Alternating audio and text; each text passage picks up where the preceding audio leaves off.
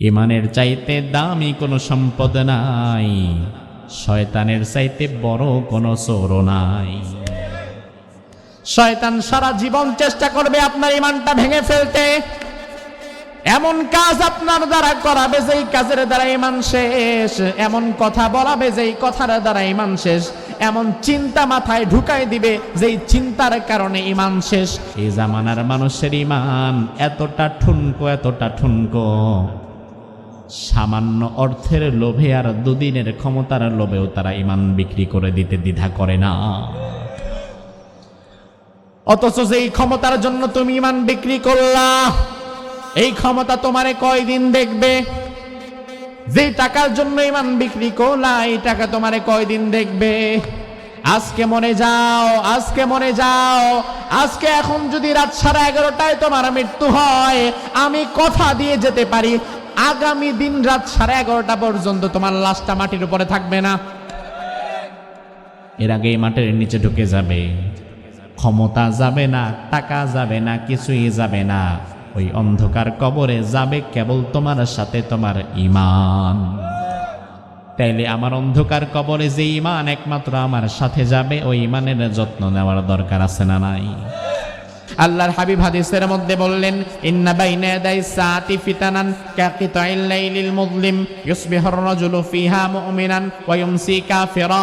ও উম্মতেরা শুনে নাও, অচিরেই তোমাদের সামনে এমন এক জামানা আসবে কিয়ামতের পূর্বে, যে জামানায় সকালবেলায় ঈমানদার থাকবে, সন্ধ্যাবেলায় বেঈমান হয়ে যাবে, আবার সন্ধ্যাবেলায় ঈমানদার থাকবে, সকালবেলায় বেঈমান হয়ে যাবে, ঘন্টায় ঘন্টায় ঈমান বিক্রি করে দিবে। এমন এক জামানা কিয়ামতের আগে আসবে। রাসূল বলে গিয়েছেন, এবার জবাবটা আপনারা দেন, এমন জামানা কি আসবে না এসেছে? আল্লাহ রাব্বুল আলামিনের জন্য আয়াতের মধ্যে বললেন, বান্দা ইন্নাল্লাযীনা আমানু, যারা ঈমান আনে, থুম্মা কাফারু, আবার কুফরি করে ঈমান ভাঙে। তার মানে আল্লাহ বুঝিয়ে দিলেন, ঈমান আনার পরে ঈমান ভাঙার চান্সও আছে। কেন? ওযু করার পরে ওযু কি সারা জীবন থাকে নাকি ভাঙে? নামাজে দাঁড়ানোর পরে এমন কিছু কাজ আছে যেই কাজগুলো করার দ্বারা আপনার নামাজ ভেঙেও যেতে পারে। ওযু করার পরে এমন কিছু কাজ আছে যেই কাজের দ্বারা ওযু ভেঙে যায়। নামাজে নিয়ত করে দাঁড়াবার পরে এমন কিছু কাজ আছে যেই কাজের দ্বারা নামাজও ভেঙে যায়।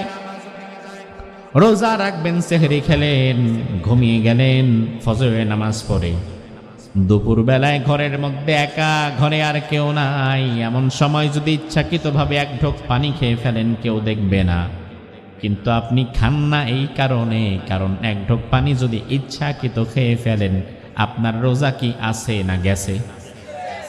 তার মানে ভাই, ওযু করার পরে ওযু ভাঙার কিছু কারণ আছে। নামাজে দাঁড়াবার পরে ওই নামাজ আবার ভেঙে যাওয়ার কিছু কারণ আছে। রোজার নিয়ত করে সেহরি খাওয়ার পরে ওই রোজাটা ভেঙে যাওয়ারও কিছু কারণ আছে। তাইলে ঈমান আনার পরে ঈমান ভাঙার বুঝি কোনো কারণ নাই। আমরা মনে করি আমাদের ঈমান একেবারে সুপার গ্লু দিয়ে লাগাইছি, ফেভিকলের আঠা আর ছুটবে না। এই জন্য ঈমানদার শুধু মুখে দাবি করলাম আর কালিমা পড়লাম, অথচ সারা জীবনে ঈমান বিরোধী হাজার হাজার কাজ করতেছি, আমি জানিও না যে আমার ঈমানটা কোন দিন যে ভেঙে গেছে। ওই ভাঙা ঈমানটা নিয়ে আমি নামাজ আদায় করছি। ভাঙা ঈমানের নামাজ আল্লাহর দরবারে কবুল হয় না। আপনি মুখে মুখে দাবি করেন, আল্লাহ ছাড়া আমার কোনো মালিক নাই, আল্লাহ ছাড়া আমার কোনো ইলাহ নাই, আমি আল্লাহর গোলাম।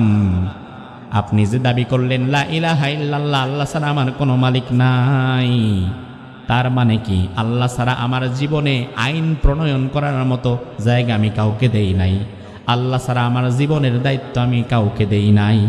এই কথা মুখে বলার মধ্য দিয়ে আপনার দায়িত্ব হয়ে যায়, আপনার রব আপনাকে চলতে বলবেন যেদিকে আপনার চলা লাগবে সেদিকে।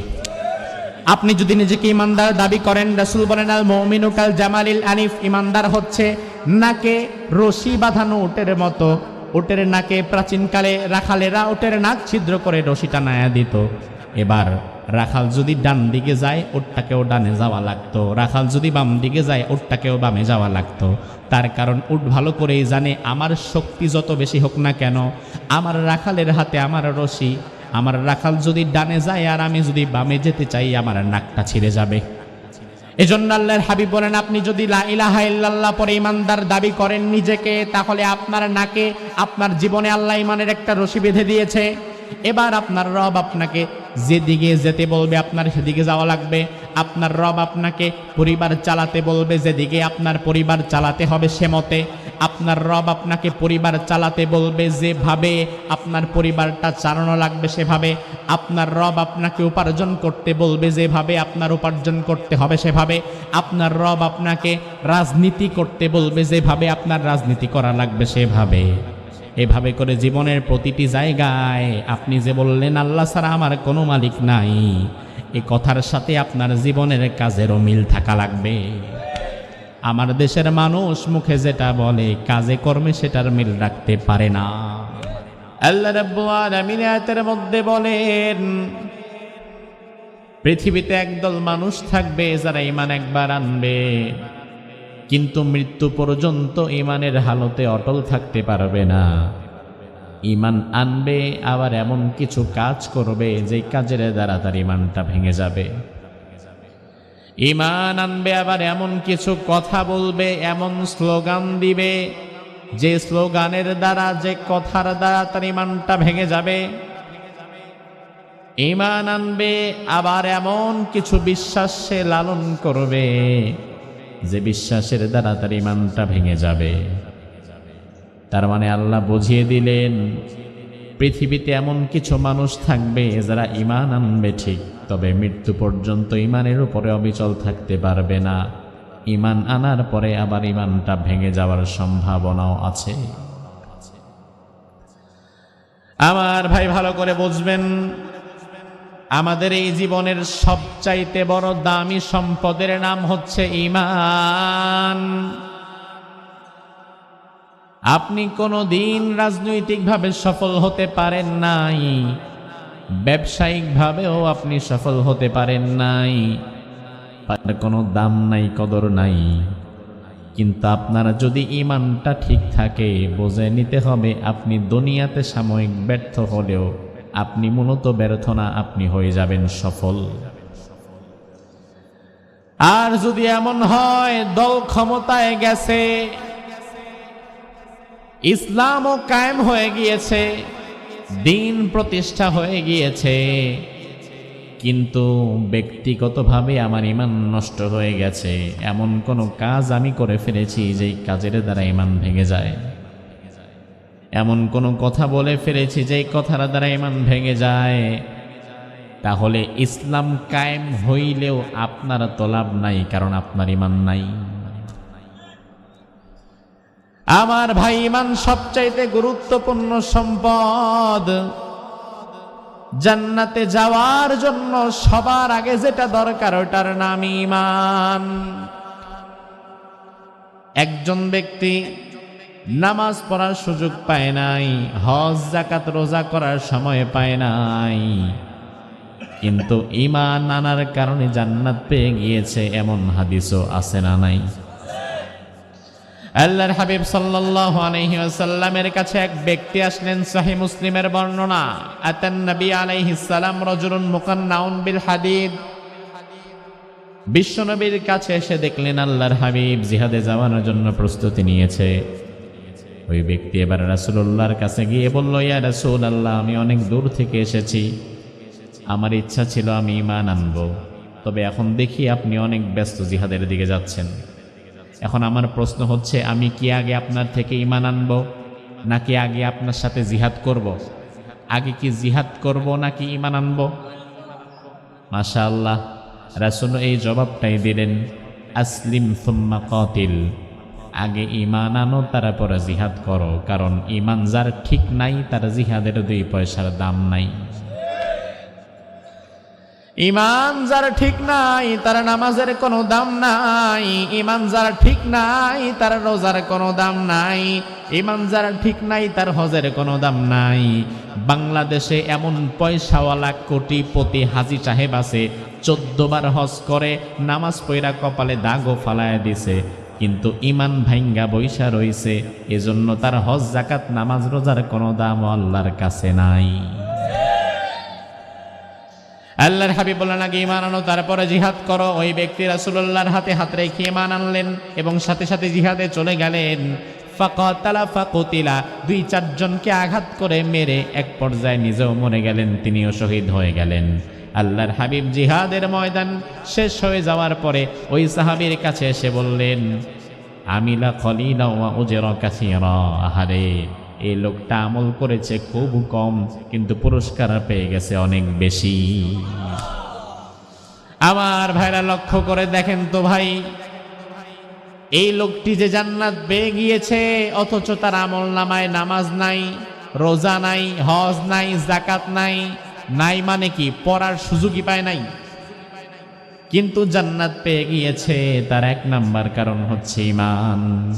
আমলের সুযোগ কম পেয়েছেন, তবে ঈমানটা অ্যাকুরেট থাকার কারণে আল্লাহ তাআলা তাকে জান্নাত দিয়ে দিয়েছেন। আল্লাহর হাবিব সাল্লাল্লাহু আলাইহি ওয়াসাল্লামের প্রথম স্ত্রী বিশ্বনবী, যাকে নিজের জীবনের চাইতেও বেশি ভালোবাসতেন, তার নাম কি? মাশাআল্লাহ, মা খাদিজাতুল কুবরা রাদিয়াল্লাহু আনহা। আমাদের মায়েদের জন্য মা খাদিজা একজন মডেল, আদর্শ, অনুসৃত, যাকে অনুসরণ করা যায়। মা খাদিজার জীবনী পড়ে আমি অবাক হয়ে গেলাম। মা খাদিজাতুল কুবরা রাদিয়াল্লাহু আনহা, তিনি মারা গিয়েছেন নবুয়তের 10ম সনে। নামাজ ফরজ হয়েছে নবুয়তের 12শ সনে, মেরাজের রজনীতে। আমাদের মা খাদিজা কিন্তু ফরজ নামাজ পান নাই। মা খাদিজার উপরে নামাজ ফরজ হওয়ার 2 বছর আগেই তিনি মারা গেছেন। তার মৃত্যুর 2 বছর পরে নামাজ ফরজ হয়েছে। রোজা ফরজ হয়েছে মা খাদিজার ইন্তেকালের 5 বছর পরে, 2য় হিজরিতে। আমাদের মা খাদিজা ফরজ রোজাও পায় নাই। যাকাত ফরজ হলো তো রোজার সাথে সাথেই, আমাদের মা খাদিজা ফরজ যাকাতও পায় নাই। হজ ফরজ হলো আমাদের মা খাদিজার ইন্তেকালের 11 বছর পরে, 8ম হিজরিতে। আমাদের মা খাদিজা ফরজ হজটাও পায় নাই। আমার ভাইবার লক্ষ্য করে দেখেন, মা খাদিজা ফরজ নামাজ পায় নাই, ফরজ রোজা পায় নাই, ফরজ যাকাত পায় নাই, ফরজ হজ পায় নাই। তবে বুঝে থাকলে জবাব দেন তো, জান্নাত পাইছে নাকি পায় নাই? কি কারণ? আমলের সুযোগ পেয়েছেন কম, তবে ঈমানটা ছিল মজবুত। এজন্য অল্প আমল নাজাতের জন্য যথেষ্ট হবে তখন আপনার ঈমানটা মজবুত থাকবে যখন। এই জন্য রাসূল বলেন, আখলিস দীনাকা ইয়াকফিকাল আমালুল কলিল। ওই যে বাচ্চাদেরকে মক্তবে পাঠান, দেখবেন এই হাদিসটা বাচ্চারা পারে। তোমার ঈমানকে খাঁটি করো, আমল যদি কম হয় ওই অল্প আমল তোমার নাজাতের জন্য যথেষ্ট হয়ে যাবে। তবে আমলের বিরাট পাহাড় জমিয়েছেন, তবে ঈমানের মধ্যে যদি ভেজাল থাকে, ওই ভেজালওয়ালা ঈমান ওই পাহাড় সমপরিমাণ আমল দিয়ে আপনারে পার করবে না। আমার দেশের মানুষ আমলের ক্ষেত্রে অনেকে অগ্রগামী, তবে ঈমানটার দিকে বেশি একটা মনোযোগী না। এই জন্য সাবকন্টিনেন্টের মানুষ, এই অঞ্চলের মানুষের সব চাইতে বড় সমস্যা হয়ে যায় তার ঈমানে। যে কারণে এই অঞ্চলের মানুষ পৃথিবীর অন্যতম মানুষ, যাদেরকে মাত্র 500 টাকা দিলে তারা নির্বাচনের আগের রাতে ঈমান বিক্রি করে দেয়। ওই বেচারার কাছে ঈমান এত ঠুনকো। এবং আমি তো মনে করি যদি কোনোদিন অভাবের তাড়নায় তাকে একবেলা খাবার দেওয়া হয়, ওই অভাবের সময় হয়তো রুটি রুজি পাইলেও সে তার আল্লাহকে পরিত্যাগ করে দেবে। আমার ভাই, ঈমানটাকে বোঝা লাগবে, ঈমানের দাম কেন এত বেশি। মা খাদিজা আমলের সুযোগ কম পেয়েছেন, তবে ঈমানটা ছিল মজবুত, যার ফলে আল্লাহ তাআলা তাকে নাজাত দিয়ে দিয়েছে। অন্যদিকে বিশ্বনবীর সাথে নামাজ পড়েছে, রোজা রেখেছে, হজ করেছে, কিন্তু ঈমানে ভেজাল থাকার কারণে জান্নাত পায় নাই। এমন নজিরও আমাদের সামনে আছে না নাই? ওই ব্যক্তির নাম হচ্ছে আব্দুল্লাহ বিন উবাই। রাসূলের সাথে নামাজ পড়তো, রাসূলের সাথে সারাক্ষণ চলাফেরা করত। রাসূল বুঝেনও নাই যে লোকটা মুনাফিক। ওই লোকটা মারা যাওয়ার পরে আল্লাহ তাআলা আয়াত নাযিল করে জানিয়ে দিলেন, নবী, এই লোকটা আপনার সাথে থাকতো মুখে মুখে, অন্তরে অন্তরে ইমানের সাক্ষ্য দিত না, মুখে মুখে ইমানের দাবি করত, ভেতরগতভাবে ইমান লালন করত না, ইমানের পরিপ্রেক্ষিতে কাজ করত না, এই লোকটা মূলত হয়ে গেছে মুনাফিক। এখন আমাদের সমাজে আব্দুল্লাহ বিন উবাইয়ের চরিত্রে মানুষের অভাব নাই, যারা মুখে মুখে জিকির করবে, প্রয়োজনে 100 দানার তসবিহ 1000 দানা বানায় আল্লাহ আল্লাহ জিকির করবে, লা ইলাহা ইল্লাল্লাহ জিকির করবে, আল্লাহু আকবারের জিকির করবে, মসজিদের মধ্যে বসে বসে লা ইলাহা ইল্লাল্লাহ জিকির করবে, আল্লাহু আকবারের জিকির করবে, কিন্তু সমাজে তার সামনে অন্যায় চলবে, হাজারো অপরাধ চলবে, অপকর্ম চলবে। মসজিদের মধ্যে যেভাবে আল্লাহু আকবার জিকির করে, আপনি যদি তাকে বলেন চাচা সমাজে আপনার সামনে অন্যায় হচ্ছে, অপরাধ হচ্ছে, জুলুম হচ্ছে, তাদের সামনে গিয়ে একবার আল্লাহু আকবারের ডাক দেন, ওই ব্যক্তি তখন মসজিদের জিকিরটা সমাজের মধ্যে আনার সাহস তার হবে না। মসজিদে আল্লাহু আকবার তাকে 100 বারের জায়গায় 1000 বলতে বলেন, বলতে সমস্যা নাই, তবে সমাজের জালিমদের সামনে আল্লাহু আকবারের ধ্বনি তোলার মতো সৎ সাহস তার ইমানের মধ্যে নাই। আমার ভাইয়ের, এই জন্য ইমান বড় দামি সম্পদ, ইমান ছাড়া জান্নাত নাই। এজন্য রাসূল বলেছেন জাদ্দিদু ঈমানাকুম, তোমরা তোমাদের ইমানকে নবায়ন করো। তার কারণ শয়তান আপনার আমল নষ্ট করার প্রতি শয়তানের যতটুকু মনোনিবেশ, ইমান নষ্ট করার প্রতি শয়তানের আগ্রহ এবং মনোনিবেশ তার চাইতে বেশি। কারণ আমল নষ্ট হইলে কি হইব, আর ফজর পড়তে পারেন নাই, আমল নষ্ট হয়েছে, যদি তওবা করে দিবেন, যদি তওবা করতে পারেন মাফ করে দিবেন কে? এক ওয়াক্ত পড়েন নাই সারা সপ্তাহ কিংবা সারা দিন, এক ওয়াক্ত নামাজ পড়তে পারেন নাই, শয়তানের ধোকায় পড়ে ভুল বুঝতে পারার পরে যদি আল্লাহর দরবারে তওবা করতে পারেন খালেস ভাবে, আল্লাহ তাআলা ওই পুরা গুনাহটাকেও মাফ করে দেওয়ার ক্ষমতা আল্লাহর আছে না নাই? কিন্তু শয়তান যদি আপনার মূল জায়গা ইমানটা নষ্ট করে ফেলতে পারে, ওই নষ্ট ইমান নিয়ে আপনি তওবা করলেও লাভ হবে না, কারণ বেঈমানের তওবাও তো আল্লাহ কবুল করে না।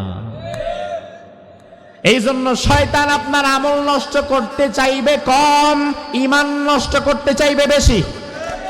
কারণ শয়তান ভালো করেই জানে আমল নষ্ট করার চাইতে ইমান নষ্ট করা লাভজনক বেশি। আমল নষ্ট করলে আবার তওবা করে মাফ পেয়ে যাবে, তবে ইমান যদি নষ্ট করে ফেলতে পারি, ওই বেটার যে ইমান চলে গেছে সে তো জানবেও না, আর তওবা করবে কেমনি? আমার ভাই, বিষয়টা কিন্তু এমন না যে হুজুর আপনি তাইলে এত বড় হুজুর আমাদের সামনে কথা বলছেন, আপনার বুঝি ইমান কোনোদিন যাবে না। ও ভাই আমার, আমি আপনাদেরকে আপনার ইমান সম্পর্কে গ্যারান্টি কেমনে দেব? আমি ইয়াহইয়া তাকে আমার নিজের ইমান সম্পর্কে নিজে গ্যারান্টি দিতে পারবো না যে মৃত্যু পর্যন্ত আমি যে ইমানের উপরে অবিচল থাকব, ওই গ্যারান্টিটা আমার নিজেরই নাই। কারণ কত বড় বড় আলেম, কত বড় বড় বুজুর্গ বান্দা, এমনকি রাসূলের হাতে হাত রেখে ইমান এনেছে, এমন ব্যক্তিও মৃত্যুর আগে ইমান হারা হয়ে গেছে।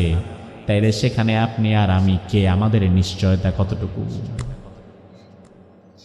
সাবধান থাকা লাগবে মুসলমান, ইমানের বিষয়ে সাবধান থাকা লাগবে, বিষয়ে কোনো ছাড় নাই।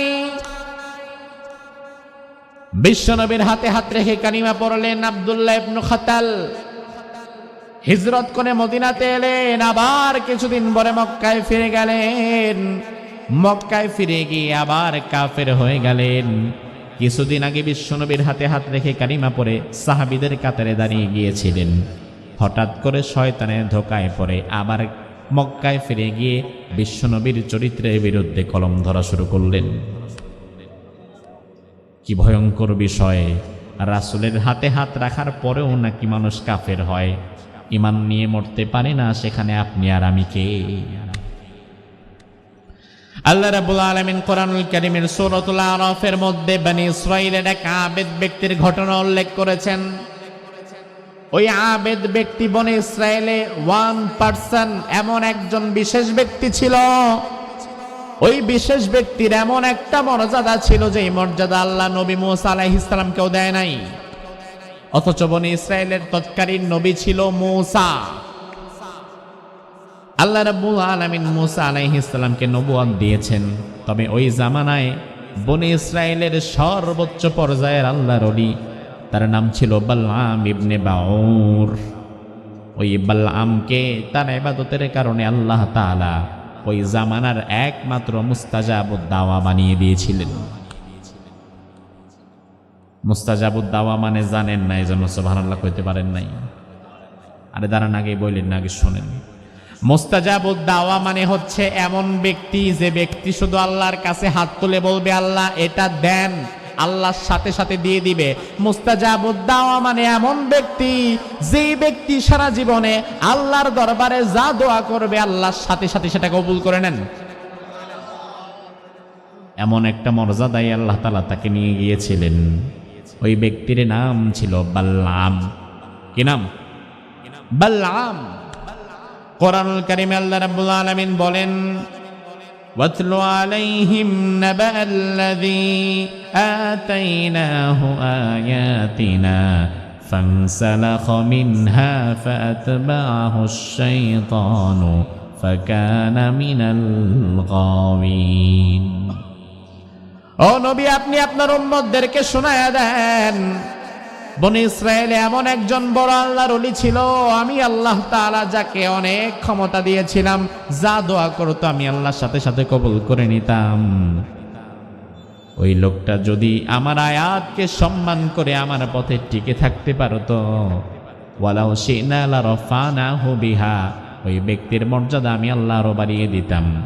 ওয়ালাকিন্নাহু আখলাদা ইলাল আরদি ওয়াত্তাবা হাওয়া, তবে ওই লোকটা দুনিয়ার মোহে, দুনিয়ার লোভে পড়ে গিয়েছিল এবং সে তার প্রবৃত্তিকে অনুসরণ করেছিল। মূল ঘটনাটা হচ্ছে বনি ইসরায়েলে মূসা আলাইহিস সালামের সাথে তৎকালীন জালিম স্বৈরাচার জাব্বারিনদের যুদ্ধ হবে। মূসা আলাইহিস সালাম একদিকে আর পাপিষ্ঠ জাব্বারিন তারা আরেকদিকে। জাব্বারিনের লোকেরা চিন্তা করে দেখলো, মূসার সাথে তো অস্ত্র শস্ত্রে যুদ্ধ করে পারা যাবে না, কারণ মূসার সাথে আছেন কে? আরো জোরে বলেন। আর আল্লাহ যার সাথে আছে, দুনিয়ার কোনো শক্তি তাকে হারাতে পারে? জাব্বারিনরা চিন্তা করলো মূসার সাথে অস্ত্র শস্ত্রে যুদ্ধ করে পারা যাবে না, তবে আমরা যদি কোনো মতে ওই যে বালআম আল্লাহর কাছে যে দোয়া করে ওটাই কবুল হয়, আমরা যদি ছলে বলে কলে কৌশলে বালআমকে হাত করে নিতে পারি, আর বালআমরে দিয়া যদি মূসার বিরুদ্ধে আল্লাহর কাছে একটা বদদোয়া করাইতে পারি, তাইলে তো আমরা পাস। আমার ভাই লক্ষ্য করেন, মূসা কি সাধারণ মানুষ নাকি? মূসা কার নবী। এখন নবীর বিরুদ্ধে কি আল্লাহর দরবারে বদদোয়া করা যায়? জাব্বারিনরা এসে গভীর রাত্রে বালআমের কাছে হাজির হয়েছে, এসে বলল, হুজুর একটা বদদোয়া লাগবে। আমি তো বদদোয়া স্বাভাবিকত করি না, কয় না একটা ইম্পর্টেন্ট বদদোয়া লাগবে। আচ্ছা, কার জন্য? বলে বনি ইসরাইলের নবী, আপনার নবী মূসার জন্য। নাউজুবিল্লাহ। বালআম বলে, আস্তাগফিরুল্লাহ, মূসা আলাইহিস সালাম তো আল্লাহর পয়গম্বর। ওয়া কাল্লামাল্লাহু মূসা তাকলিমা, স্বয়ং আল্লাহ যার সাথে কথা বলে, আমি তার জন্য বদদোয়া করব, এটা হয় কিভাবে? অসম্ভব, এই বদদোয়া আমি করতে পারবো না। জাব্বারিনরা বলল, হুজুর আমরা জানি আপনি এইভাবে আসলে শুকনা কথায় চিরা ভিজবে না, চিরা ভিজানের মতো পানি আমরা নিয়ে আসছি সাথে। বাহিরে এক উট বোঝাই করে স্বর্ণ মুদ্রা যা যা দরকার সব নিয়ে আসছি, একবার শুধু মূসার বিরুদ্ধে বদদোয়া করেন, যা আনছি সব আপনারা দিয়ে দেব, জীবনে আর কোনোদিন কিচ্ছু করা লাগবে না, পায়ের উপরে পাতুলে খাবেন। আমার ভাই লক্ষ্য করেন দুনিয়ার লোভ কতটা ভয়াবহ। বালআম ইবনে বাউর এত বড় আল্লাহর ওলি, সে যখন দেখল এতগুলো সম্পদ, দুনিয়ার লোভে পড়ে গেল, দুনিয়ার লোভে পড়ে হিতাহিত জ্ঞান হারিয়ে ফেলল। দুনিয়ার লোভে পড়ে হিতাহিত জ্ঞান হারিয়ে এবার সে হাত দুইটা তুলল আল্লাহর দরবারে, আল্লাহর দরবারে হাত তুলল মূসার বিরুদ্ধে বদদোয়া করার জন্য। এবার হাত তুলে আল্লাহকে বলে, আল্লাহ তুমি মূসার প্রতি গজব নাজিল করো, মূসারে তুমি দুনিয়া থেকে বিদায় করে দাও। নাউজুবিল্লাহ বলেন। ভাই আমার দোয়া করা অথবা বদদোয়া করা অথরিটি আমাদের আছে? তবে কবুল করার মালিক কিন্তু আমরা কেউ না, কবুল করার মালিক যিনি তিনি কে? বালাম তো দুনিয়ার লোভে পরে বদদুয়া করে ফেললো, ঈমান বিক্রি করে ফেললো। আমার আল্লাহ রাব্বুল আলামিন কোরআনের মধ্যে বলেন, ফামাসালুহু কামাসালিল কালব। দুনিয়ার লোভে পড়ে যারা ঈমান বিক্রি করে, কোরআনের মধ্যে আল্লাহ তাআলা তাদেরকে এমন একটা প্রাণীর সাথে তুলনা করেছেন, যে প্রাণীটা আপনারা রাস্তাঘাটে মাঝে মাঝে দোকানের পাশে দেখেন 1.5 হাত জিহ্বা বের করে হাঁপাইতে থাকে। কোন প্রাণী? কুকুরের আরবি হচ্ছে কালব, কেলাব, কুকুর। আল্লাহ কোরআনের মধ্যে বলেন, ফামাসালুহু কামাসালিল কালব। দুনিয়ার লোভে যারা টাকার কাছে আর ক্ষমতার কাছে ঈমান বিক্রি করে, তাদের উদাহরণ হচ্ছে কুকুরের মতো। বর্তমান বাংলাদেশে টাকার কাছে আর ক্ষমতার কাছে নিজের ঈমান বিক্রি করে দিতে পারে এমন মানুষ আছে না নাই? আমার ভাই, আমার আল্লাহ তাআলা বলে, ওই বালামের জিহ্বাটা কুকুর যেমন হাঁপায়, ওই বালামের জিহ্বাটাকেও টান দিয়ে নাভি পর্যন্ত আমি আল্লাহ ঝুলাইয়া দিলাম কুকুরের মতো। এই জিহ্বার ভেতরে ঢুকে না, নাভি পর্যন্ত ঝুলে গিয়েছে, আর মুখ দিয়ে কোনো কথা বের হয় না। আমার আল্লাহ বুঝায় দিল, বান্দারে, দুনিয়াতে যদি 2টা পয়সার জন্য খারাপ মানুষের জন্য দোয়া করিস, তাইলে তোর পরিণতিও তেমনই হবে। এই যে আসছে নির্বাচন, যদি ফেব্রুয়ারিতে নির্বাচন হয়, তাহলে দেখবেন নির্বাচনের মৌসুমে কিছু সিজনাল মুসল্লি বের হয়ে যায় মসজিদে। কিছু রাজনৈতিক নেতা যাদেরকে কোনোদিন মসজিদে খুঁজে পাওয়া যায় না, অথচ নির্বাচনী প্রচারণার সময় কখনো কখনো জোহরের নামাজ 2 মসজিদে 2 বার গিয়া পড়া লাগে। উত্তরপাড়ার মসজিদে গেছে, তখন জোহরের সময় কি আর করায়, ঢুকছি যখন আল্লাহু আকবার, নামাজের পরে 10-15 মিনিট কথা বইলা আবার দক্ষিণ পাড়ার মসজিদে যাওয়া লাগবে। দক্ষিণ পাড়ার মসজিদে নামাজের জামাত দিছে 15 মিনিট দেরি করে। এখন দক্ষিণ পাড়ার মসজিদে গিয়া দেখে সর্বনাশ, সেখানেও তো নামাজ শেষ হয় নাই। এখন নেতা যেহেতু চইলাই আসছে, যদি মসজিদের পাশে দাঁড়ায় বিড়ি টানে দেখতে কেমন লাগে? এই জন্য কর্মীদেরকে নিয়ে কয়, যা আবারও নামাজে দাঁড়াই। কর্মী একটা কয়, নেতা ওযু তো করেন নাই, কয় রাখ, তোর ওযু দরকার নাই।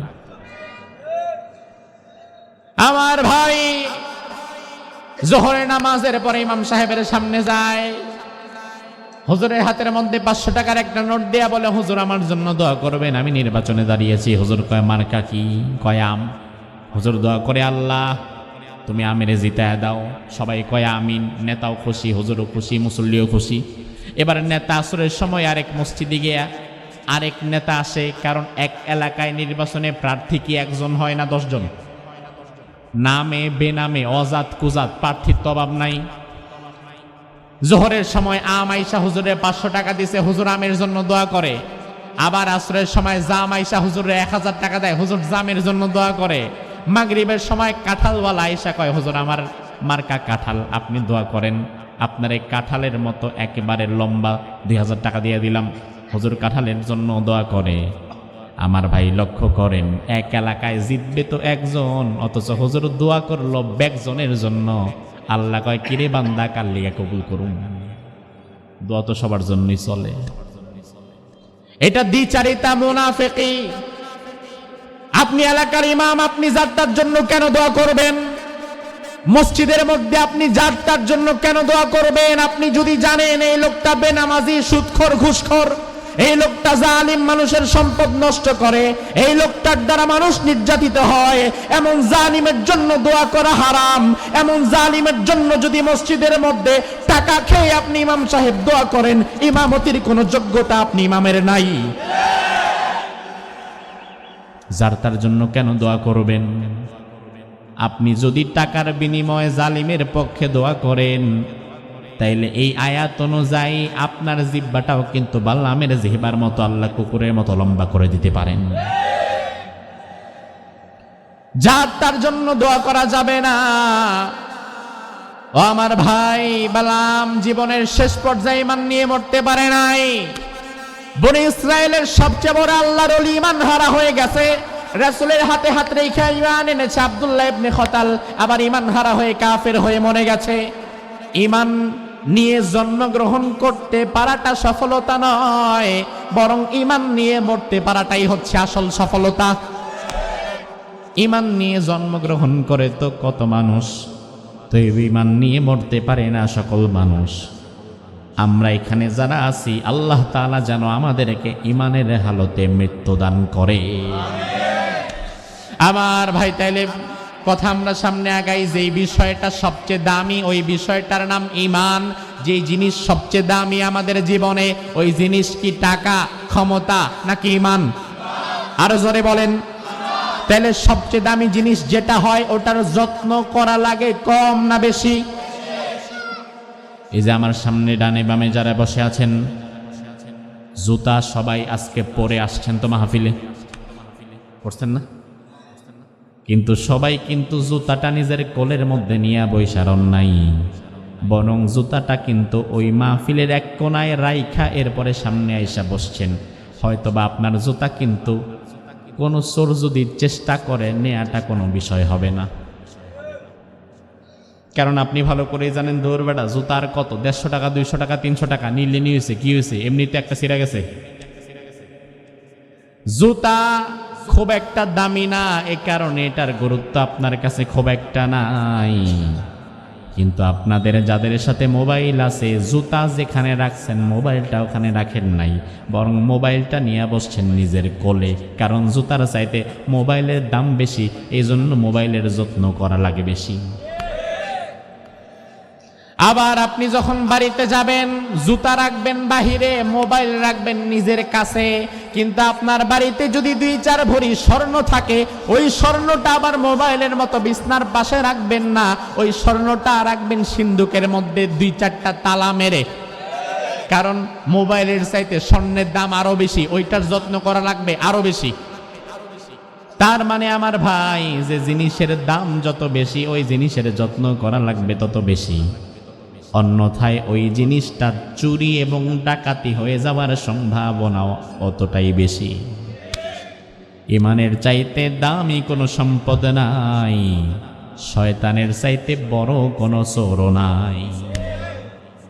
শয়তান সারা জীবন চেষ্টা করবে আপনার ঈমানটা ভেঙে ফেলতে, এমন কাজ আপনার দ্বারা করাবে যেই কাজের দ্বারা ঈমান শেষ, এমন কথা বলাবে যেই কথার দ্বারা ঈমান শেষ, এমন চিন্তা মাথায় ঢুকাই দিবে যেই চিন্তার কারণে ঈমান শেষ।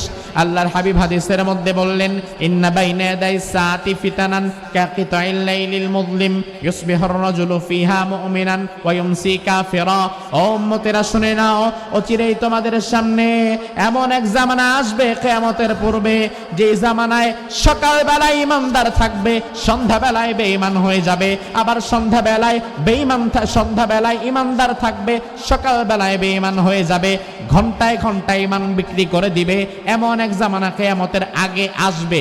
রাসূল বলে গিয়েছেন, এবার জবাবটা আপনারা দেন, এমন জামানা কি আসবে না এসেছে?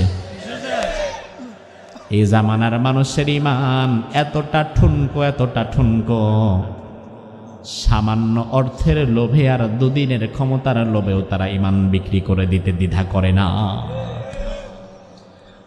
অথচ যেই ক্ষমতার জন্য তুমি ঈমান বিক্রি করলা, এই ক্ষমতা তোমারে কয়দিন দেখবে? যেই টাকার জন্য ঈমান বিক্রি করলা, এই টাকা তোমারে কয়দিন দেখবে?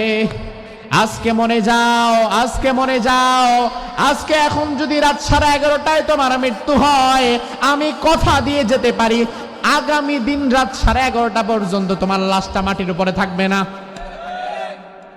এর আগে মাটির নিচে ঢুকে যাবে। ক্ষমতা যাবে না, টাকা যাবে না, কিছুই যাবে না। ওই অন্ধকার কবরে যাবে কেবল তোমার সাথে তোমার ঈমান। তাইলে আমার অন্ধকার কবরে যে ঈমান একমাত্র আমার সাথে যাবে, ওই ঈমানের যত্ন নেওয়ার দরকার আছে না নাই? আল্লাহ রাব্বুল আলামিনের জন্য আয়াতের মধ্যে বললেন, বান্দা ইন্নাল্লাযীনা আমানু, যারা ঈমান আনে, থুম্মা কাফারু, আবার কুফরি করে ঈমান ভাঙে। তার মানে আল্লাহ বুঝিয়ে দিলেন, ঈমান আনার পরে ঈমান ভাঙার চান্সও আছে। কেন? ওযু করার পরে ওযু কি সারা জীবন থাকে নাকি ভাঙে?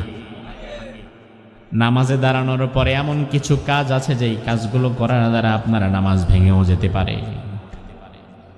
ওযু করার পরে এমন কিছু কাজ আছে যেই কাজের দ্বারা ওযু ভেঙে যায়। নামাজে নিয়ত করে দাঁড়াবার পরে এমন কিছু কাজ আছে যেই কাজের দ্বারা নামাজও ভেঙে যায়। রোজা রাখবেন, সেহরি খেলেন, ঘুমিয়ে গেলেন, ফজরের নামাজ পড়ে দুপুর বেলায় ঘরের মধ্যে একা, ঘরে আর কেউ নাই, এমন সময় যদি ইচ্ছাকৃতভাবে এক ঢোক পানি খেয়ে ফেলেন কেউ দেখবে না, কিন্তু আপনি খান না এই কারণে, কারণ এক ঢোক পানি যদি ইচ্ছাকৃত খেয়ে ফেলেন আপনার রোজা কি আছে না গেছে? তার মানে ভাই ওযু করার পরে ওযু ভাঙার কিছু কারণ আছে। নামাজে দাঁড়াবার পরে ওই নামাজ আবার ভেঙে যাওয়ার কিছু কারণ আছে। রোজার নিয়ত করে সেহরি খাওয়ার পরে ওই রোজাটা ভেঙে যাওয়ারও কিছু কারণ আছে। তাইলে ঈমান আনার পরে ঈমান ভাঙার বুঝি কোনো কারণ নাই। আমরা মনে করি আমাদের ঈমান একেবারে সুপার গ্লু দিয়ে লাগাইছি, ফেভিকলের আঠা আর ছুটবে না। এই জন্য ইমানদার শুধু মুখে দাবি করলাম আর কালিমা পড়লাম, অথচ সারা জীবনে ইমান বিরোধী হাজার হাজার কাজ করতেছি, আমি জানিও না যে আমার ইমানটা কোন দিন যে ভেঙে গেছে। ওই ভাঙা ইমানটা নিয়ে আমি নামাজ আদায় করছি। ভাঙা ইমানের নামাজ আল্লাহর দরবারে কবুল হয় না। ইমান যদি নষ্ট হয়ে যায় তাহলে সব নষ্ট। কারণ আমার ভাই ইমান হচ্ছে একের মতো, আমল হচ্ছে শূন্যের মতো। এক যদি ঠিক থাকে পরে শূন্য যত দিবেন সংখ্যার মান বাড়বে, তবে একটা যদি বাদ দেন তাইলে শূন্য যতই দেন শূন্য শূন্যই থাকবে। আপনি যদি স্বাভাবিকতা এক দেন, একের পরে শূন্য একটা দেন, সংখ্যা কত হবে? আরেকটা। এভাবে সংখ্যা যত বাড়বে মানও তত বাড়বে। এবার আপনি যদি শুরুতে একটা মুছে ফেলেন, সংখ্যাতে শূন্য বাড়াতে বাড়াতে যদি আপনি কালুরঘাট ব্রিজ পর্যন্ত যান, শূন্য শূন্যই। আপনার ইমানটা যদি নষ্ট হয়ে যায়, নামাজ রোজা হজ জাকাত 14 বার হজ করা আর কোটি কোটি টাকার জাকাত আল্লাহর কাছে শূন্য শূন্যই। এজন্য আমার ভাই ইমানের যত্ন নেওয়া লাগবে।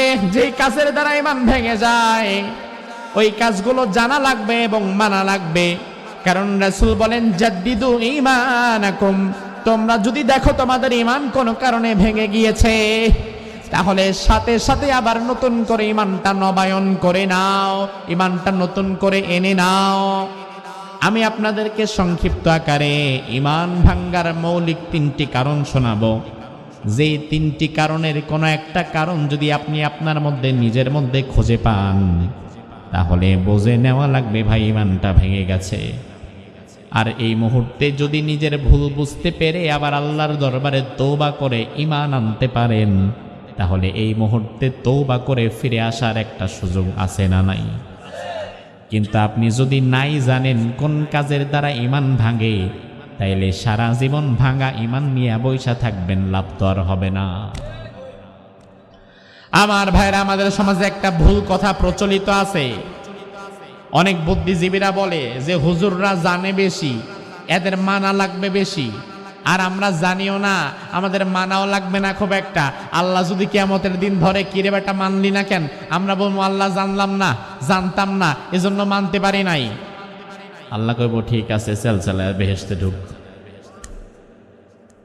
অনেক মানুষ দেখবেন চায়ের দোকানে বসে আড্ডা দেয়, জিজ্ঞেস করে কিরে চাচা, চাচা ওই যে পাশে মাহফিল হচ্ছে, চলেন মাহফিলে যাই। চাচা বলে ভাতিজা তুমি যাও, কারণ মাহফিলে গেলে হুজুররা যত কথা বলবে সব শোনা লাগবে। শুনলে জানা হবে, জানলে আবার মানাও লাগবে। জানলে যদি না মানি তাইলে আমার বিচার হবে। আর আমি জানিও না বাবা, মানিও না, আল্লাহ যদি ধরে তাইলে বলবো আল্লাহ জানি না। এটা ভুল ধারণা। ইসলামে জানা আলাদা একটা ফরজ আর মানা আলাদা আরেকটা ফরজ। কারণ কোরআনে আল্লাহ আগে জানতে বলেছেন, ফাআলাম, আগে জানো লা ইলাহা ইল্লাল্লাহ। ফালাম আন্নাহু লা ইলাহা ইল্লাল্লাহ, আগে জানো তারপরে কালিমার সাক্ষ্য দাও। আমার দেশের মানুষ জানার ক্ষেত্রে তাদের সীমাবদ্ধতা অনেক, তারা জানতে চায় না।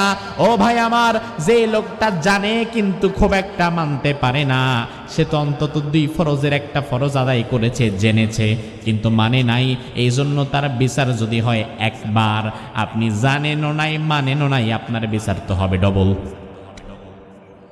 আবার যে লোকটা জেনেছে, সাপোজ আজকে আপনারা যারা বসে আছেন, আপনাদেরকে আমি ঈমান ভাঙ্গার মৌলিক 3টা কারণ জানিয়ে দেব।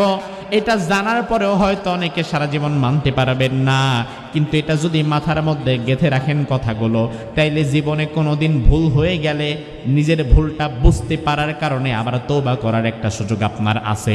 কিন্তু যেই বেকুব জানেই না ঈমান ভাঙার কারণ কি, ওই বেকুবের তো তওবা করে ফিরে আসার সুযোগটাও নাই। আল্লাহর হাবিব সাল্লাল্লাহু আলাইহি ওয়াসাল্লাম হাদিসের মধ্যে ঈমান ভাঙার অনেকগুলো কারণ বলেছেন।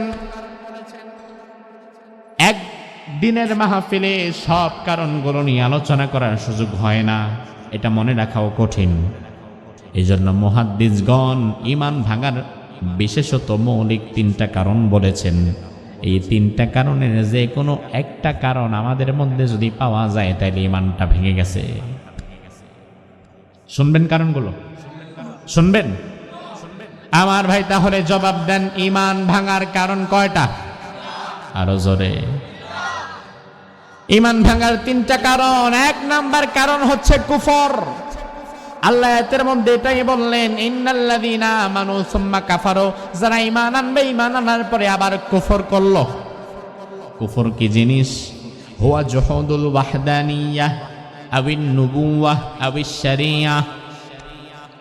কুফরের ব্যাখ্যায় মুফাসসিরগণ বলেন, আল্লাহর একত্ববাদের কোনো বিষয়কে কেউ যদি অস্বীকার করে, অথবা রাসূলের রিসালাতের কোনো বিষয়কে যদি কেউ অস্বীকার করে, অথবা ইসলামী শরিয়াতের কোনো বিষয়কে যদি কেউ অস্বীকার করে, তাইলে ওই ব্যক্তি কুফরি করলো। আল্লাহ রাব্বুল আলামিনের ক্ষমতার কোন অংশকে কেউ যদি অস্বীকার করে, সেও কাফের। রাসূলের রিসালাতের কোন বিষয়কে কেউ যদি অস্বীকার করে, সেও কাফের। আবার ইসলামী শরিয়াতের, কোরআনের এবং ইসলামের কোন বিষয়কে কেউ যদি অস্বীকার করে, সেও কাফের। অস্বীকার করা যাবে না। আমার ভাই, বাংলাদেশে একটি সম্প্রদায় আছে, তাদের নাম হচ্ছে কাদিয়ানী সম্প্রদায়। নাম শুনছেন? কাদিয়ানী বলা হয় এমন একটা জনগোষ্ঠীকে যারা ইসলামের সব বিষয় মানে, শুধু বিশ্বনবী সাল্লাল্লাহু আলাইহি ওয়াসাল্লাম শেষ নবী, এই শেষ শব্দটিকে তারা মানে না। ঢাকার বকশীবাজারে কাদিয়ানীদের মসজিদ আছে, তারা নিজেদের নাম তারা দেয় আহমদিয়া মুসলিম জামাত। তাদের নবীর নাম হচ্ছে গোলাম আহমদ কাদিয়ানী। গোলাম আহমদ কাদিয়ানী নামে এক ব্যক্তিকে তারা তাদের নবী দাবি করে। অথচ আমার ভাই, কাদিয়ানীদের কোরআন এবং আমাদের কোরআন কিন্তু ভিন্ন নয়, একই কোরআন। কাদিয়ানীদের মসজিদে যদি কোনোদিন আপনি না জেনে নামাজ পড়তে যান, যেটা কাদিয়ানীদের মসজিদ আমি জানি না, গিয়ে নামাজ পড়লেন, আপনি দেখবেন নামাজে হুবহু আমরা যেভাবে পড়ি তারা ওইভাবেই পড়ে। রুকু সেজদা আমরা যেভাবে করি কাদিয়ানী ওইভাবেই করে। কাদিয়ানীদের সাথে আমাদের নামাজের কোনো ভিন্নতা নাই, কাদিয়ানীদের সাথে আমাদের কোরআনের কোনো ভিন্নতা নাই। আমাদের কোরআন কাদিয়ানীদের কোরআন সব এক, আমাদের নামাজ কাদিয়ানীদের নামাজ সব এক।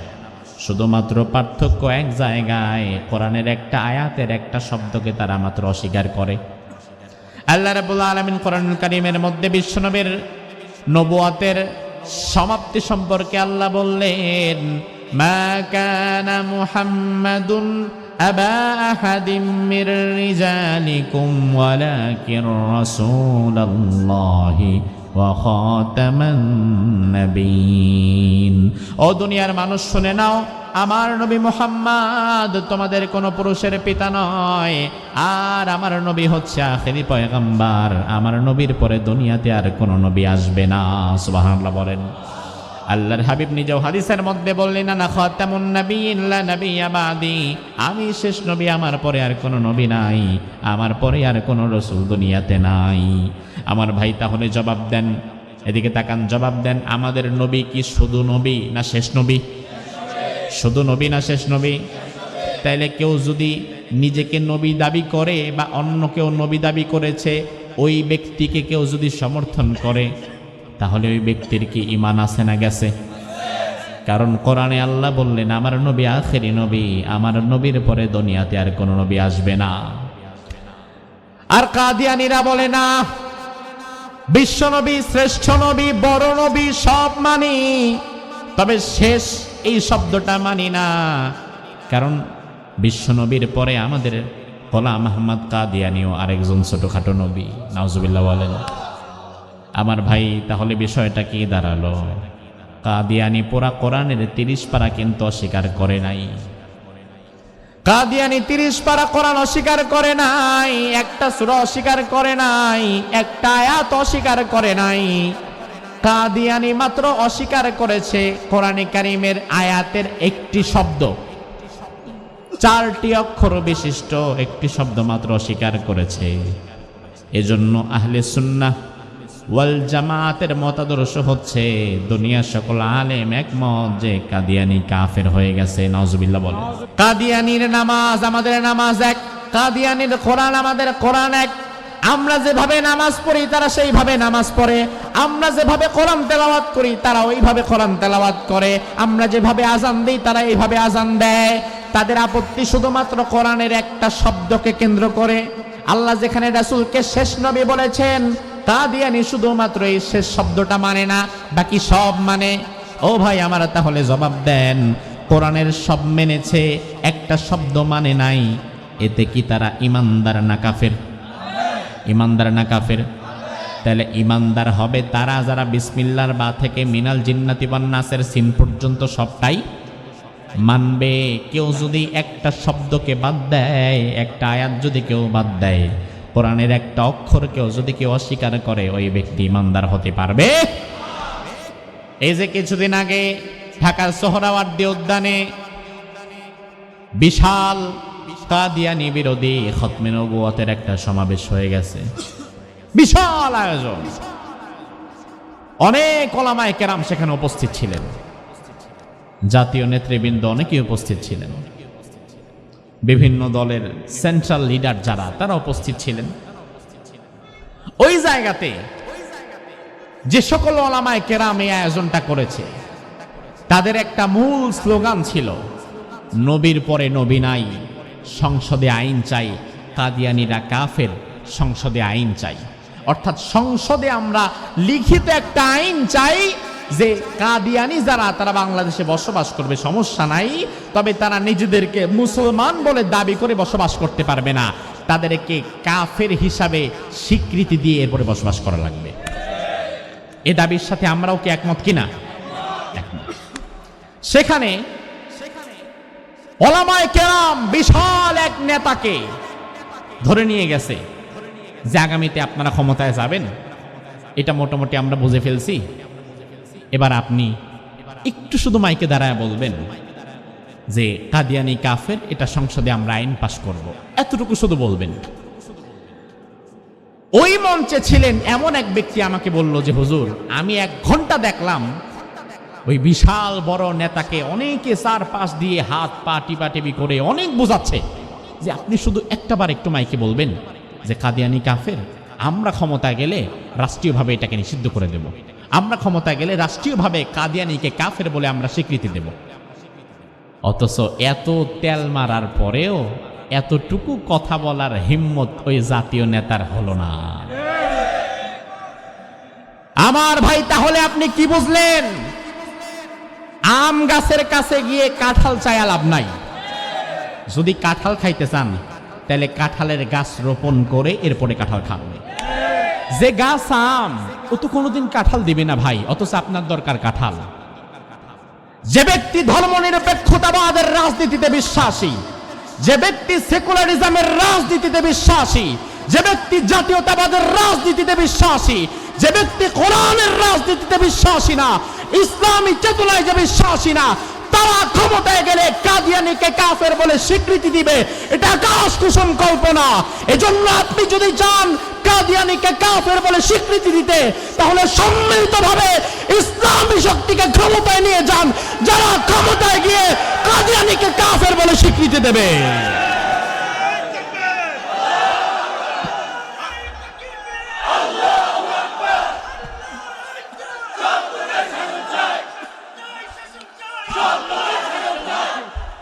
তার কারণ যে মাইকে এসে এতটুকু কথা বলার হিম্মত রাখলো না যে কাদিয়ানী কাফের, ওই ব্যক্তি ক্ষমতায় গিয়ে কাদিয়ানীরে কাফের বলে স্বীকৃতি দেবে, এটা আপনি বুঝেন?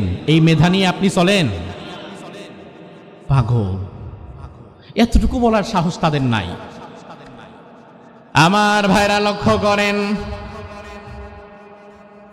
কোরআনে কারিমের হাজার হাজার আয়াতে কারিমা থেকে কাদিয়ানী মাত্র একটি আয়াতের একটা শব্দকে অস্বীকার করেছে। ওই একটা শব্দকে অস্বীকার করার কারণে তারা ইমানদার নাকি কাফের? এখন কেউ যদি একটা শব্দ অস্বীকার করে সেও কাফের, কেউ যদি একটা আয়াত অস্বীকার করে সেও কাফের, কেউ যদি দুইটা আয়াত অস্বীকার করে সেও কাফের। সবাই কাফের, একটু করুক আর বেশি করুক, ঠিক কিনা? এবার আপনি বলবেন, হুজুর আল্লাহ বাঁচাইছে, আমি কাদিয়ানীদের সাথে নাই, আমি কাদিয়ানীদেরকে সাপোর্ট করি না, আমি রাসূলকে শেষ নবী হিসাবে মানি। তাহলে আপনি কুফরির সংজ্ঞা থেকে ওয়াহদানিয়াহ এখান থেকেও বেঁচে গেলেন, নবুওয়াহ বিশ্বনবীর রিসালাতকে আপনি স্বীকার করলেন, এখান থেকেও বেঁচে গেলেন। এরপরে শরিয়াতের যে বিষয়, ওখানে আপনার কি অবস্থা হলো দেখেন। আপনি কাদিয়ানীকে ঘৃণা করেন, কাদিয়ানীরে আপনি কাফের বলে গালি দেন, কিন্তু আপনি এমন একটা দল করেন, আপনার দলের নেতা আগামীকাল চট্টগ্রাম শহরে আসছে ভাষণ দেওয়ার জন্য। আগামীকাল শুক্রবার, সাপ্তাহিক ছুটির দিন, বিশাল একটা শোডাউন হবে, মিছিল হবে, এরপরে জনসভা হবে। হাজার হাজার কর্মী নিয়ে চট্টগ্রাম সিটি ব্লক হয়ে গেছে। আপনার দলের নেতা এসে মঞ্চে ভাষণ দিচ্ছে, ভাইরা আমার, জনগণের সাথে থাকা লাগবে, কাজ করা লাগবে, আগামীতে আমরা সরকার গঠন করব, এই করব সেই করব, এই সব কথা বলে আপনার নেতা এক ফাঁকে দিয়া বলে গেল জনগণ সকল ক্ষমতার উৎস। আপনি নেতার কথা শুনে হাততালি দিলেন, ঠিক ঠিক সেই গরম বক্তৃতা হয়েছে আজকে। ভাই আমার, জনগণের জন্য কাজ করবেন, জনগণ আপনাদের সাথে থাকলে ভালো হবে, কোনো সমস্যা নাই। তবে আপনি যে জনগণ সকল ক্ষমতার উৎস বললেন, এই কথা তো সরাসরি কোরআনের আয়াত বিরোধী কথা হয়ে গেল। আল্লাহ রাব্বুল আলামিন কোরআনুল কারীমের মধ্যে বললেন, তাবারাকাল্লাযী বিয়াদিহিল মুলক, সমহান সেই সত্তা যার হাতে সকল ক্ষমতা। তাইলে আমার ভাইয়েরা, সকল ক্ষমতা কি জনগণের হাতে নাকি আল্লাহর হাতে? আল্লাহর আয়াতের মধ্যে বললেন, আন্নাল কুওয়াতা লিল্লাহি জামিআ, সমুদায় ক্ষমতার মালিক আমি আল্লাহ, সমুদায় ক্ষমতার উৎস আমি আল্লাহ। আমার ভাই, কাদিয়ানী যদি কোরআনে কারীমের মাত্র একটা শব্দ শেষ নবী, এই শেষ শব্দটা অস্বীকার করার কারণে যদি কাফের হয়ে যায়, তাইলে আপনার নেতা যে মঞ্চে দাঁড়ায়া কোরআনে কারীমের 2-3টা আয়াত অস্বীকার করে জনগণের সকল ক্ষমতার উৎস বানায়া দিছে, আপনার নেতা কিন্তু কাদিয়ানীর চাইতে আরো কয়েক ধাপ উপরের পর্যায়ের কাফের। কারণ কাদিয়ানী অস্বীকার করেছে শব্দ একটা, আর আপনার নেতা অস্বীকার করেছে কয়েকটা আয়াত। ঈমান থাকবে কিভাবে ভাই? বাংলাদেশের কত মানুষ যে রাজনীতি করতে গিয়া ঈমান হারায়া ফেলে, তার কোনো ঠিক ঠিকানা নাই। অথচ এই রাজনীতি আপনারে বাঁচাবে না, এই টাকা পয়সা আপনারে বাঁচাবে না, যেটা বাঁচাবে সেটার নাম ঈমান। এই জন্য প্রয়োজনে টাকা পয়সা ছেড়ে দিতে হবে। যদি টাকা পয়সা ছেড়ে দেওয়ার দরকার হয় ঈমান বাঁচাবার জন্য, তাইলে টাকা পয়সা ছেড়ে দিতে হবে। এমনকি যদি ঈমান বাঁচাবার জন্য রাজনীতি ছাড়া লাগে, তখন প্রয়োজনে রাজনীতি ছেড়ে ঈমানটা ধরে রাখা লাগবে। ঈমানের সাথে কম্প্রোমাইজ করা যাবে না। এজন্য আল্লাহর হাবিব বলেন, ঈমান ভাঙার 1 নাম্বার কারণ হচ্ছে কুফর। জবাব দেন, ঈমান ভাঙার 1 নাম্বার কারণ কি? 2 নাম্বার ঈমান ভাঙার কারণ হচ্ছে শিরিক। ঈমান ভাঙার 3টি কারণ বলবো। ঈমান ভাঙার 1 নাম্বার কারণ কুফর, ঈমান ভাঙার 2 নাম্বার কারণ শিরিক, জোরে কোন ইমান ভাঙার 2 নাম্বার কারণ কি?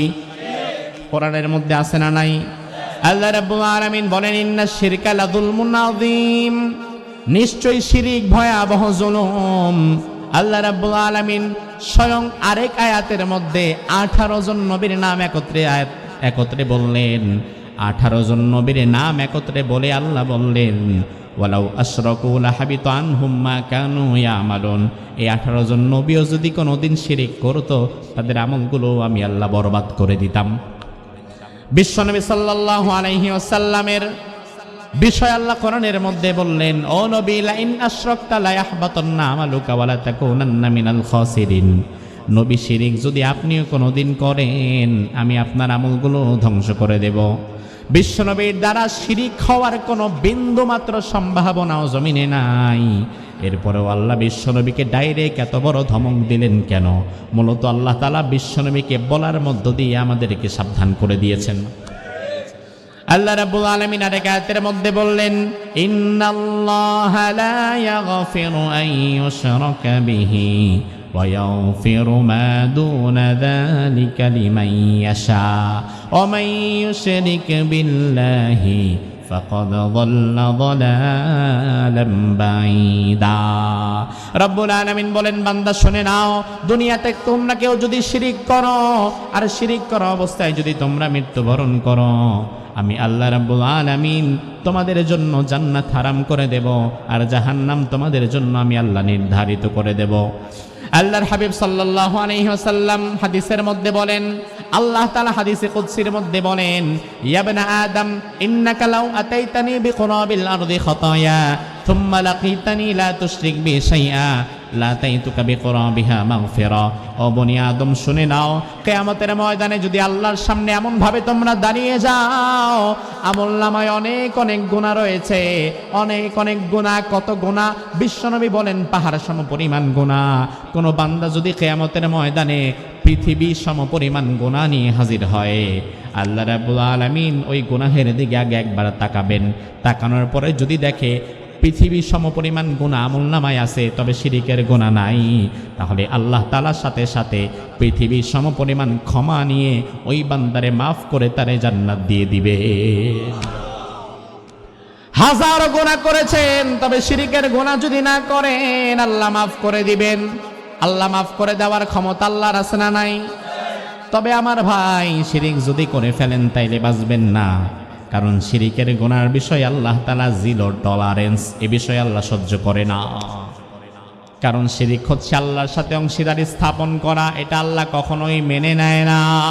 সব মানবে তবে এটা মানবে না। আল্লাহ রাব্বুল আলামিনের ক্ষমতার সাথে যদি অন্য কাউকে মিলিয়ে ফেলেন এটা শিরিক। আল্লাহ যা দিতে পারে এটা যদি দুনিয়ার অন্য কারোর কাছে গিয়ে চান এটাও শিরিক। সন্তান দেওয়ার মালিক একমাত্র কে? আরো জোরে কোন? সন্তান হয় না বিয়ের পরে 10 বছর, প্রথম কিছুদিন আল্লাহর কাছে চায়, যদি দেখে 10-15 বছর পার হয়ে যাচ্ছে আল্লাহর কাছে চেয়ে লাভ হয় না, তখন মসজিদের মধ্যে নামাজ পড়া বাদ দিয়ে আল্লাহর কাছে চাওয়া বাদ দিয়া মাজারের পীরের কাছে সেজদা দিয়া এরপরে সন্তান চায়, শিরিক করে। এমন মুসলমানও আছে না নাই? কোরআনে আল্লাহ বললেন লিল্লাহি মুলকুস সামাওয়াতি ওয়াল আরদ ইয়াখলুকু মা ইয়াশা ইয়াহাবু লিমান ইয়াশাউ ইনাসা ওয়া ইয়াহাবু লিমান ইয়াশাউ যুকুর। আমি আল্লাহ তাআলা আকাশ ও জমিনের মালিক। আমি আল্লাহ যাকে চাই তাকে সন্তান দেই, আমি আল্লাহ যাকে চাই তাকে পুত্র সন্তান দেই, আবার যাকে চাই তারে কন্যা সন্তান দেই, আবার যারে চাই তারে কন্যা পুত্র দুইটাই দেই, আবার যারে চাই না তারে একটাও দেই না। এই ক্ষমতা কার? এখন তুমি যখন কোনো মাজারওয়ালার কাছে গিয়া সন্তান চাইলা, তখন আল্লাহর ক্ষমতার সাথে মাজারওয়ালারে তুমি জুড়ে দিলা, এটাও শিরিক।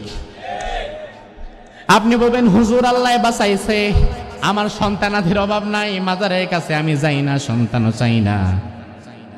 এক একজন এক এক ঘাটের পানি খায়া ইমান হারায়। আপনি হয়তো মাজারওয়ালার কাছে সন্তান চাইতে যান না, তবে আপনি শিরিক করেন আর এক জায়গায়। আপনি হয়তো শিরিক করেন আদর্শগতভাবে।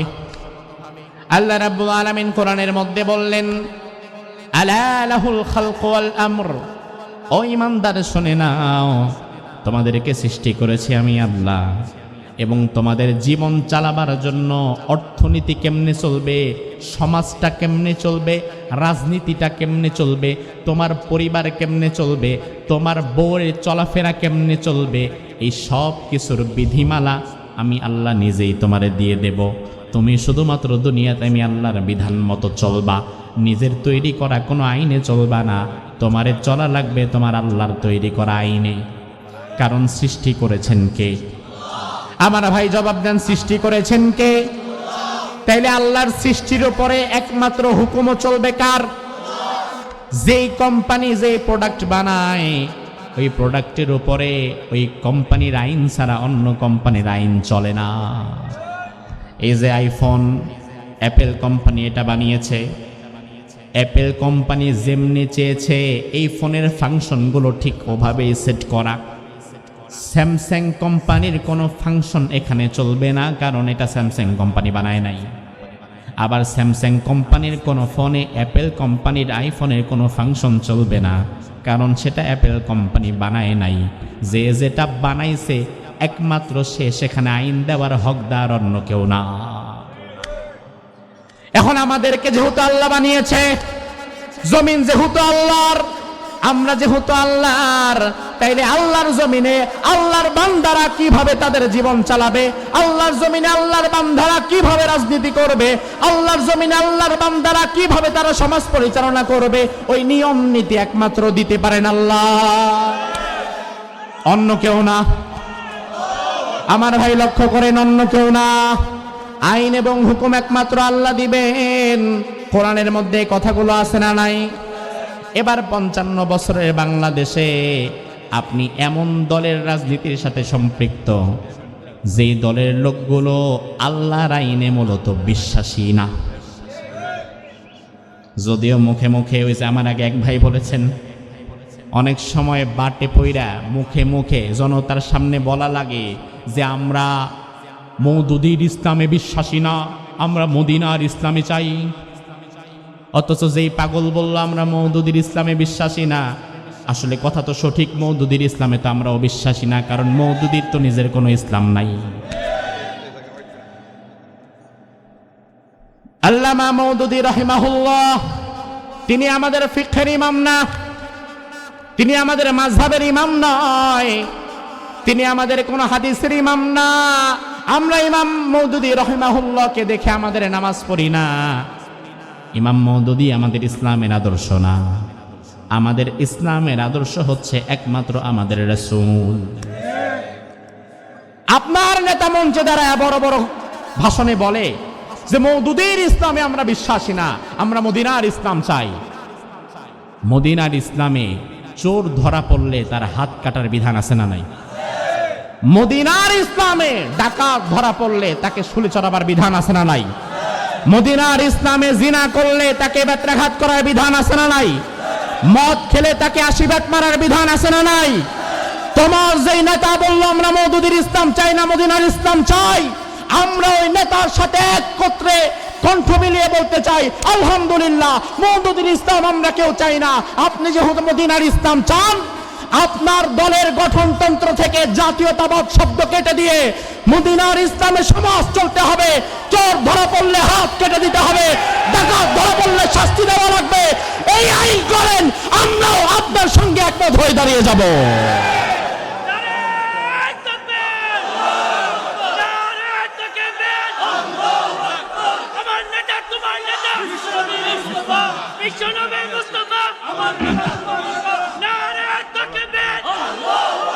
এরা খুব চালাক, এরা খুব চালাক। তার কারণ মদিনার ইসলাম বলতে এরা কি বোঝায় আসলে এই পাগলেরা নিজেও বোঝে না। ওই পাশ থেকে হয়তো আরেক মৌলবী শিখায় দিছে যে আপনি বলেন যে আমরা মওদুদীর ইসলাম চাই না, মদিনার ইসলাম চাই। মৌলবী যেটা শিখায় দিছে ও তো ধান্দাবাজ, আর যে নেতারে শিখাইছে ওই নেতা হচ্ছে তোতা পাখি, এরা যা শিখান সে তাই কয়। এখন এই নেতা যে বলে তার দলের বিরুদ্ধে কথা বলতেছে, তার কারণ তার দল যে মদিনার ইসলাম চায় না, এই নেতা এটা জানে না। আমার ভাই, আমার দেশের লোকেরা মনে করে ইসলাম বুঝি শুধু টুপি দাড়ি আর লম্বা জামা। ইসলাম শুধু টুপি দাড়ি আর লম্বা জামা নয়, আবার এমন অনেক মানুষ যাদের মাথায় টুপি ছিল না, দাড়ি ছিল না, লম্বা জামা ছিল না, কিন্তু ঈমানটা এমন মজবুত ছিল, যাদের সামনে দুনিয়ার অফার এসেছে, দুনিয়ার অফারকে তারা বৃদ্ধাঙ্গুলি দেখিয়ে ফাঁসির মঞ্চে চলে যেতেও তারা কুণ্ঠিত হয় নাই। এজন্য আমার ভাই, শিরিক ভয়াবহ বিষয়। আল্লাহ বলে আমার গোলামদের মাঝে আমার আইন চলবে, আর সেখানে আপনি আপনার তৈরি করা নিজের আইন ঢুকায় দিলেন। তাইলে আল্লাহর আইনের সাথে আপনি আপনার আইন কেন ঢুকালেন? আপনি কি আল্লাহর সাথে আপনার সমকক্ষতা মনে করেন নাকি? এখন আপনি যদি ক্ষমতা পাওয়ার পরেও আল্লাহর বিধান বাদ দিয়া নিজের বিধানে রাষ্ট্র চালাবার জন্য মনোনিবেশ করেন, তাইলে বোঝা লাগবে আল্লাহর আয়াতের সাথে সাংঘর্ষিক কাজ আপনি করছেন। এটাও শিরিক হয়ে যাবে। এই শিরিক করলেও কিন্তু আমল নষ্ট হয়ে যাবে। আমার ভাই, সর্বশেষ বিষয়ে কথা সংক্ষিপ্ত করছি, মনোযোগ দেন। ঈমান ভাঙার তিনটি বিষয় বলেছিলাম। এক নাম্বার বিষয় ছিল কুফর, দুই নাম্বার বিষয় ছিল শিরিক, ঈমান ভাঙার তিন নাম্বার বিষয় হচ্ছে নিফাক। ঈমান ভাঙার তিন নাম্বার বিষয় কি? নিফাক একটা ভাইরাসের নাম, নিফাক একটা রোগের নাম। আর এই রোগে যারা আক্রান্ত হয় ওই রোগীদের নাম হচ্ছে মুনাফিক। নিফাক রোগের নাম, রোগীর নাম মুনাফিক। এই নিফাকের দ্বারা ঈমান ভেঙে যায়। এই নিফাক করে মুনাফিক হয়ে গেছে এমন মানুষ আমাদের সমাজে আছে না নাই? আল্লাহ রাব্বুল আলামিন কোরআনের মধ্যে মুনাফিকদের ব্যাপারে বললেন, ইন্নাল মুনাফিকিনা ফিদ দারকিল আসফালি মিনান নার ওয়া লা তাজিদ লাহুম নাসীরা। আমি আল্লাহ তাআলা জাহান্নামের মধ্যে সর্বনিম্ন স্তরে মুনাফিকদের রাখবো, এত নিচে আর কাউকে রাখবো না। আগুনের কুণ্ডুলির মধ্যে সবচেয়ে ভয়াবহ আগুনটা ওপরে থাকে না নিচে থাকে। তাইলে মুনাফিকদেরকে জাহান্নামের সবচাইতে হট টেম্পারেচার আগুনের মধ্যে আল্লাহ রাখবেন। আল্লাহর আয়াতের মধ্যে বললেন, ইন্নাল্লাহা জামিউল মুনাফিকিন ওয়াল কাফিরিনা ফি জাহান্নামা জামিয়া। আমি আল্লাহ তাআলা জাহান্নামের মধ্যে কাফেরদেরও ঢুকাবো, আবার মুনাফিকদেরও ঢুকাবো। তবে ঢুকানোর মধ্যে সিরিয়ালে আগে কাফের না, আগে যাবে মুনাফিক। কেন মুনাফিকদের বিষয় আল্লাহর এত রাগ কেন, এত ক্ষোভ কেন? তার কারণ যুগে যুগে ইসলামের সবচেয়ে জঘন্যতম ক্ষতি করেছে যারা, তারাই হচ্ছে মুনাফিক। ইসলাম যখনই কোনো একটা বিজয়ী শক্তির দিকে ধাবিত হতে চায়, ঠিক তখনই ইসলামের সবচেয়ে বড় ক্ষতি যারা করে তারাই মুনাফিক। এই মুনাফিককে সমাজে ১৫০০ বছর আগে ছিল, এখন আর নাই। মুনাফিকের অনেকগুলো গুণ, সব গুণ বলার মতো সময় আজকে নাই, তবে একটা গুণ বলে শেষ করেছি। কোরআন এবং হাদিসে আল্লাহ এবং রাসূল মুনাফিকদের অনেকগুলো গুণ বর্ণনা করেছেন। এর মধ্যে অন্যতম একটা গুণ, কোরআনের মধ্যে আল্লাহ রাব্বুল আলামিন মুনাফিকদের বিষয়ে বলছেন, এই মুনাফিক যারা তারা এমন হয়,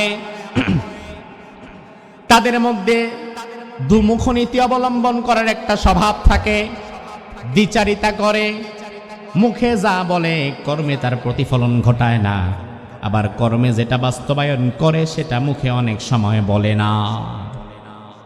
কোরআনে আল্লাহ রাব্বুল আলামিন বলেন মুনাফিকরা হবে এমন, ওয়া ইযা লাকুল্লাযীনা আমানু ক্বালু আমান্না ওয়া ইযা খালাউ ইলা শায়াতিনহিম ক্বালু ইন্না মাআকুম ইন্নামা নাহনু মুস্তাহজিউন।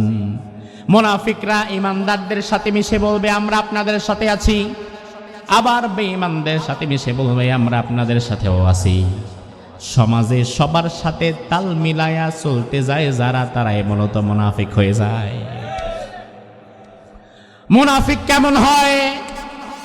মুনাফিক হয় আপনার তেমন নেতা, যেই নেতা মাহফিলের মঞ্চে সভাপতি হয়, প্রধান অতিথি হয়, মাহফিলের মঞ্চে প্রধান অতিথি হয়ে মাইকটা সামনে নিয়ে বলে ইসলাম ধরে রাখা লাগবে, কোরআন পড়া লাগবে, মাহফিলের জন্য দিলাম আমি ৫০,০০০।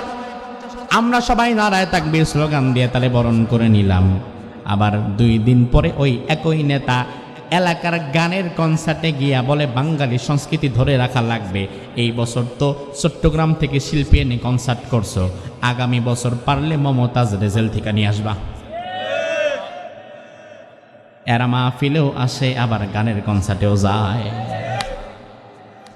আমার ভাই, আমি এতটুকু দায়িত্ব নিয়ে বলতে পারি, আমাদের আবু নাসের ভাই আজকে কোরআনের মাহফিলে যেমন আমরা তাকে প্রধান অতিথি পেয়েছি, তিনাকে যদি কোটি টাকা অফার দেওয়া হয়, এলাকায় একটা বাজে গানের কনসার্ট হবে, ওই গানের কনসার্টে তার প্রধান অতিথি করা হয়েছে, তিনি ওই গানের কনসার্টে গিয়া ওই গানওয়ালাদের সাথে হাততালি দিয়ে গানের কনসার্টকে আনন্দ উল্লাসে উদযাপন করবেন, এমন দৃশ্য কোনোদিন কল্পনাও আনা যাবে না।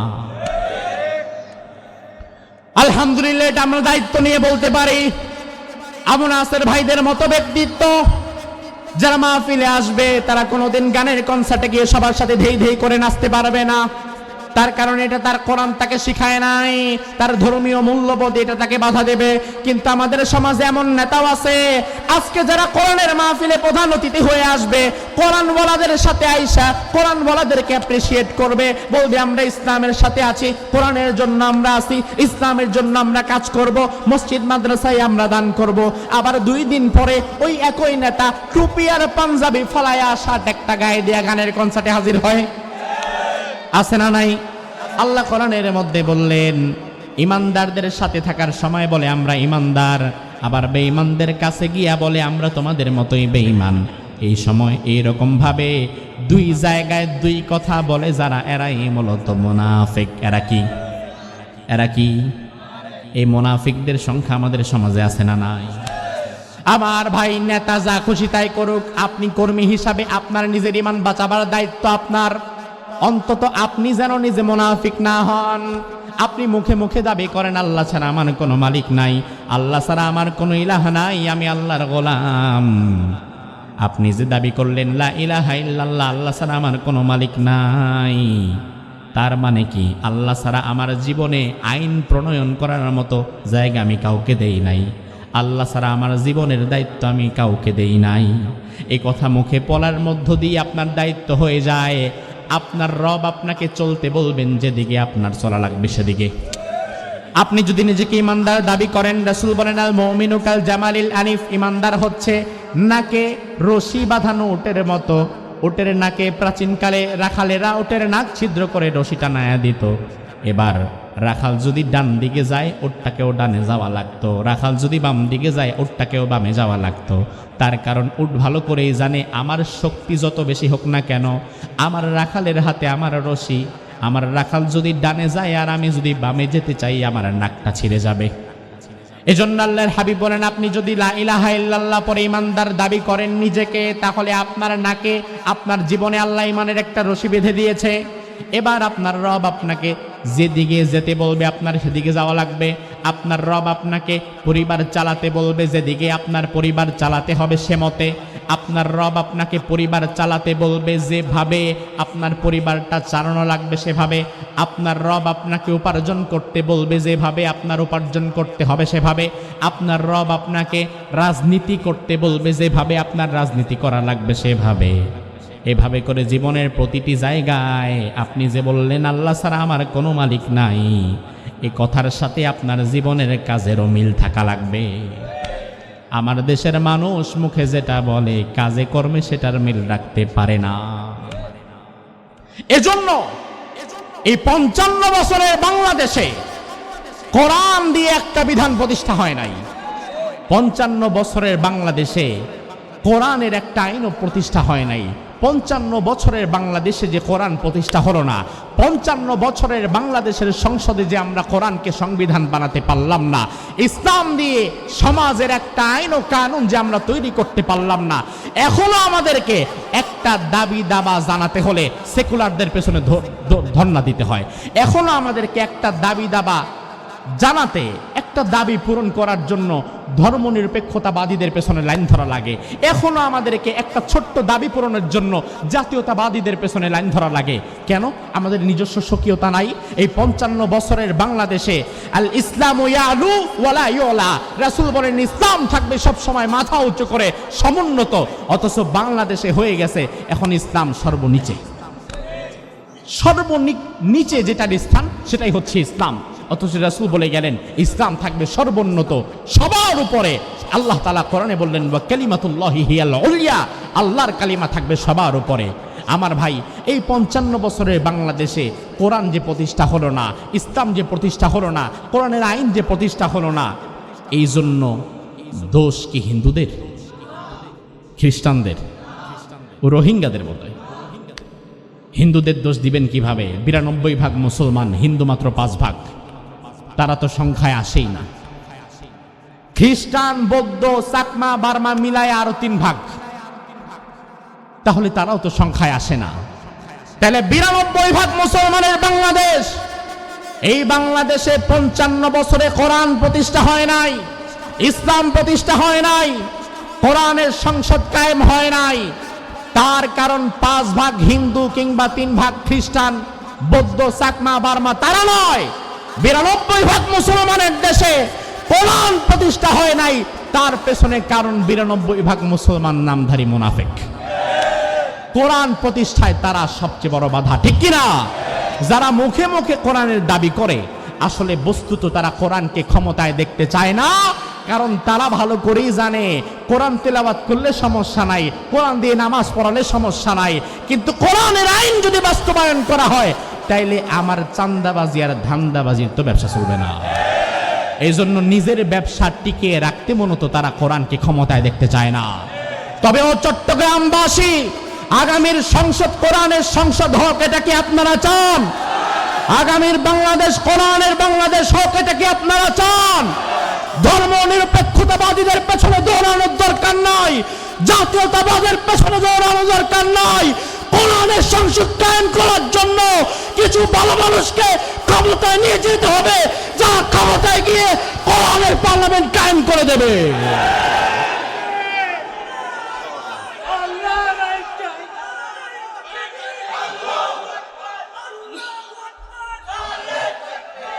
আল্লাহ সুবহানাহু ওয়া তাআলা কোরআনের সাথে আমাদেরকে লেগে থাকার তৌফিক দান করুক। আমরা বলি আমিন। হাযা মা ইনদি ওয়াল ইলমু ইনদাল্লাহ আলাইহি তাওয়াক্কালতু ওয়া ইলাইহি